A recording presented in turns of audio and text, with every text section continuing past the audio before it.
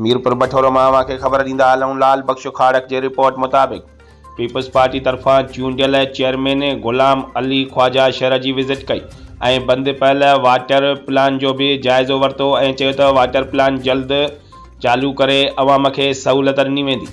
उन मौके ते vice chairman Ayaz Sahu, councillor Haji Habib Memon, Sharif Akhtar Khatti, Alladino Malla, Adil Samo, Ghulam Haider Detho ऐं town officer Kifayatullah Jatoi, town account officer Mohammad Ishaq Jogi, town superintendent Fida Soomro, sanitation incharge Abdul Hafeez Soomro ऐं टाउन अमलो मौजूद हो।